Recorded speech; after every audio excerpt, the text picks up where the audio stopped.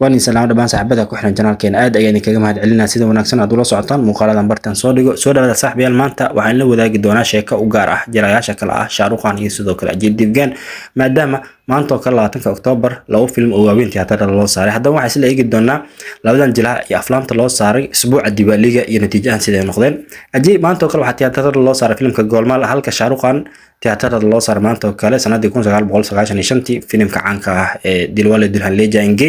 natiijada sida ay noqdeen sidoo kale aflaamta Diwaliga tiyaatarada loo saaray dhammaan labadan jilaa ayaa in la wadaagi doonaa balse inta ugu galin muuqaalkii waxaan ka codsanaynaa janaalku soo biirto muuqaalka dadka shalaag inoo saar si share garay oo la wadaaga asxaabtaada soo dhawaada saaxiibayaal haddii aan ku bilaawno dhinaca Shahrukh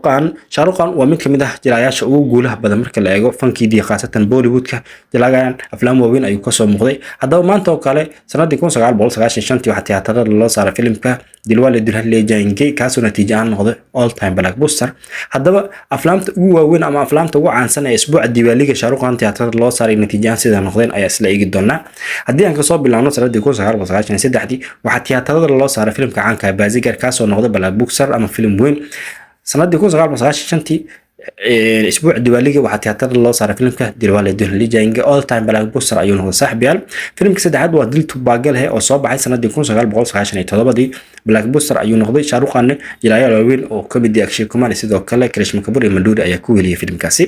filmka xiga waa filmka lagu magacaabo Kuchu Hotahe waxa uu soo baxay sanadii 1998 all time blockbuster ayuu noqday ama filmkii ugu weynaa ee sanadkaas soo baxay 2000 waxa uu soo baxay filmka Muhabbateen اسبوع Diwaliga aan saaxiibayaal blockbuster ayuu noqday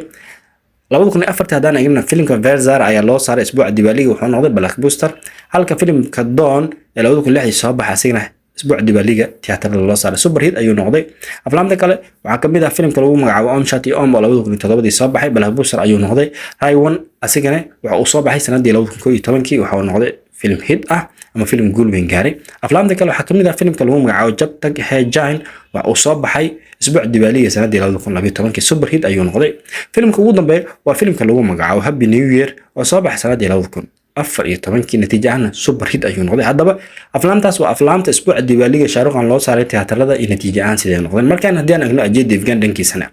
filmka ugu horeeya waa filmka lagu magacaabo Golmaal ama Golmaal Return 2008 ayuu soo baxay saaxiibayaal filmkaasi marka la eegana natiijada waxa uu noqday film hit ah ama film guul weyn gaaray filmka labaad waa filmka lagu magacaabo All the Best oo 2009 soo baxay hit ayuu noqday Golmaal 3 oo 2010 soo baxay waxa uu noqday blockbuster ama film weyn ama film guul weyn gaaray saaxiibayaal filmka kale waa filmka lagu magacaabo Son of Sardar oo isbuuca Diwaliga loo saaray sanadii 2012 filmkan natiijada film hit ayuu noqday filmka shanaad waa filmka Shivai oo 2016 isbuuca Diwaliga loo saaray tiyaatarada samhid ayuu noqday saaxiibayaal ama film guuleystay filmka lixaad waa filmka lagu magacaabo Golmaal Again oo 2017 ama maanta oo kale 20 Oktoobar sanadii